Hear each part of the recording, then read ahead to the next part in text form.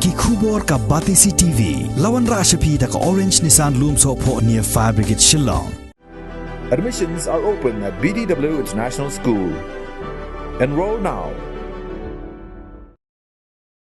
Kum ke Ïada yikipat ba nong song jong ke jela shwa ba ke Khlam jingpang COVID-19 Omicron kan selat ya ke jela Meghalaya baro kawai kumbala jia hausnam arajar arpo bat arajar arpuai ke Sorkar benta ke kenti ke lapan kere ban Ïada ya ke jingwan linshop jong ke Khlam jingpang da ke Pyrkhing ya ke jingya lumpat ba Naduh ke Tarik ubenai kela lingkot arajar arpuar.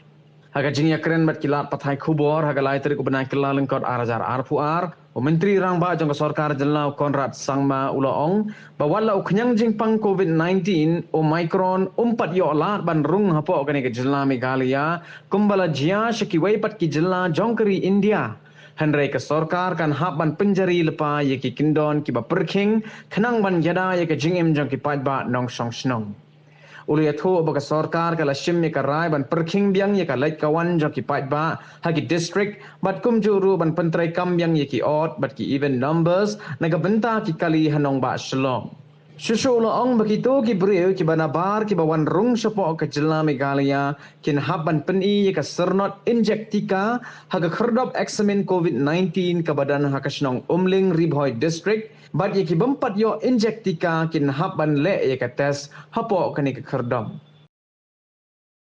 As you are aware that the new variant of COVID-19 which is the Omicron variant is spreading very fast throughout the country. There are hardly 7 or 8 states which have not reported a case yet.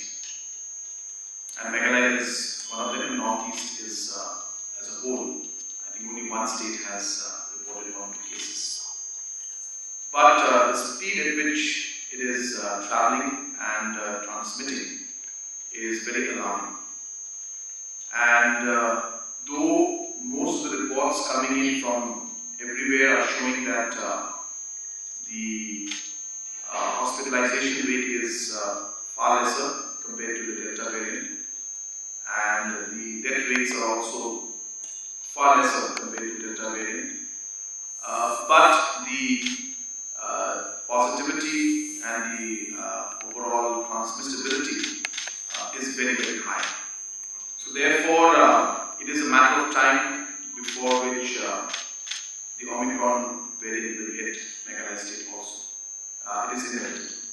So therefore, as a state government, though the Delta and the second phase or the second wave had given us a lot of push and a lot of infrastructure and arrangements and different investments were made. And we are far better prepared compared to what we were before the second wave. We as a government still feel that it is very important for citizens and the government to take precaution. And though this last 1 year has been very difficult for all of us, we still need to be very careful in the coming days. Keeping in mind the economic activities of the people and with the mind of ensuring that we impact economic activities to the bare minimum, the government has decided to come up with some restrictions in the next few days in the state of Meghalaya. So therefore, the gatherings will be restricted. We will also have restriction in movements. So we will see some form of restriction on private vehicles coming up. So there will be some restrictions. It will be maybe different in different regions, different districts, but in Shillong city and in most of these khasiyas we will have odd-even system coming up. Third thing which we'll be having also is that the entry into Meghalaya, apart from the double vaccination, you will be requiring 72 hours certificate of COVID test, and if not, then you will be tested at the entry points. And this is again being done to ensure that there is absolute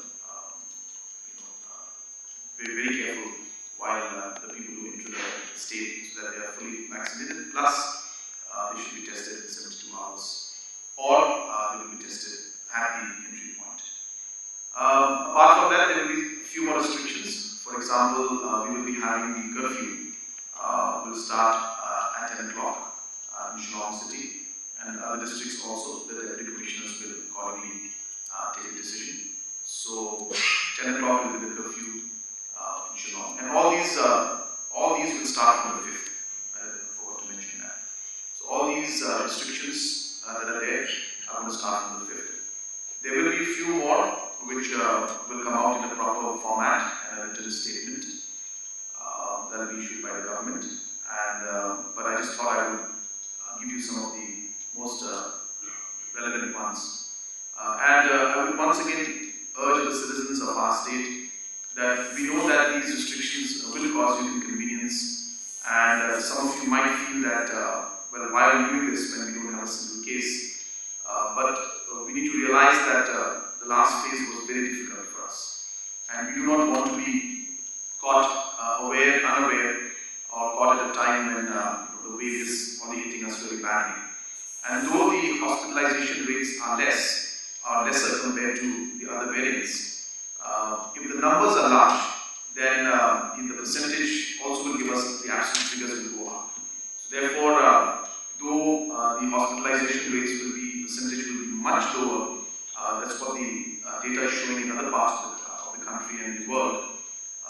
But as I said, if the numbers are very large, and if we have like 4, 5 lakh, 6 lakh people who are infected, even a 1% hospitalization becomes a very large number. So we have to keep in mind that we need to keep the numbers low.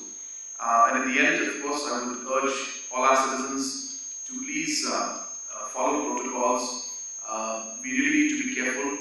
Yes, the festive season was there, but now that this festive season is over, it is important that we put up our guards again. We need to ensure that we don't let our guards down.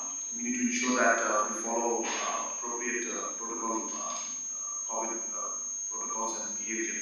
So my sincere request to all the citizens would be to please take this seriously. If you are able to control things in the next few weeks, then we may be in much better position compared to many other parts of the world and the country also. So this was the first issue that was there. The second issue was regarding the border discussion, and today we had a detailed meeting with the Honourable Deputy Chief Minister of Meghalaya, Mr. Preston Tunsong, and Mr. Pyrkhing, who is the Honourable Minister and the Chairman of the committee from Assam, the Regional Committee. And we had a detailed discussion and presentation and exchange of the reports that were made by both the committees. And now Assam government has the report made by Meghalaya government and vice versa. And we have gone through it. Again, detailed discussion was also held. And I must say it was a very, very positive discussion. I will not be able to give you details of that yet because we will be meeting at the Chief Minister's level again, and that's when we will be coming out with the final outcome and final decisions, which I hope will be within the next few weeks. We should be able to meet and finalize on the reports that are given and take a final decision, at least for the first phase. So those meetings, that meeting took place today, and as I mentioned, it was a positive meeting, and we've seen the reports. Tomorrow, the committees of Kamrup and West Khasi Hills will again be meeting. This meeting will be held in Guwahati. So the Honourable Minister, Mr. Remington Tongkar, will be going to Guwahati tomorrow to meet up with his counterpart, Mr. Atul Boraji, and they will be discussing and taking the discussions forward for that sector also. So we are hopeful that things will move in a positive direction. Once again, I would like to take this opportunity to wish each and every one of you a very happy New Year. Number one is the hesitancy. There is no doubt that there is a large hesitancy still there in people's minds regarding vaccination. So that's one. Number two, with the number of cases going down, today we have double-digit cases only, very few cases, active cases. So the number of cases going down also has made people complacent. they feel that it's not there anymore. So those who have not taken vaccination are not taking vaccination.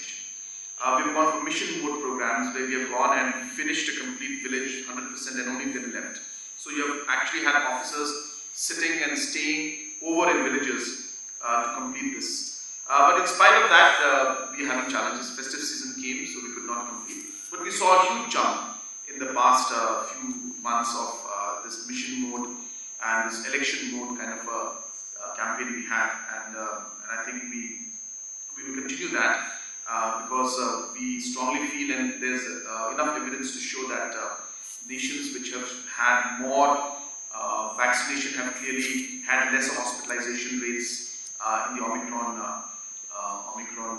variant also. So we were studying 2-3 different countries, and we were looking at how the vaccination has been in US and how the vaccination has been in other parts of the UK and other nations in Europe, and seeing the comparison of the vaccination versus hospitalization rate. And clearly the reflection and the results are that vaccination is helping. So we must continue to push the vaccination front. But yes, it's been a challenge. As I said, multiple factors are there. But the DCs, in fact today, the Deputy Commissioners were also there in the meeting, and we have asked them to continue this mission mode, election mode form of vaccination. And we once again would like to urge all those who have not taken the vaccination that please do take the vaccination. It is the only way to ensure that you'll be kept safe. A lot of people have doubts that even after vaccination they get COVID, but the important point is it has saved lives. So one may become positive, but it will not lead to hospitalization, is the important message that I would like to give the people on the stage. The booster dose as well as the dosage for 15 to 18 has started today. And in fact, the Honorable Deputy Chief Minister has launched it today in one of the localities in Shillong.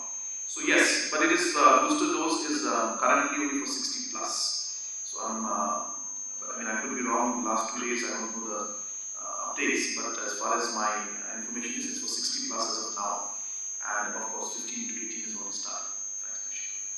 Coming to the health infrastructure that we have created, we've invested a lot and created a lot of infrastructure. In fact, to the extent that in the history of our state, Meghalaya government has actually funded infrastructure even in private hospitals. So it's not just government hospitals, it's not just the districts, not just the PHCs and CHCs, but even the larger hospitals, private hospitals, government has spent. So infrastructure boost has been put as maximum priority, and we've done a lot in that. I don't have the exact figures with me right now, but I don't know the reference that you're talking about. Maybe I can reply to that later on.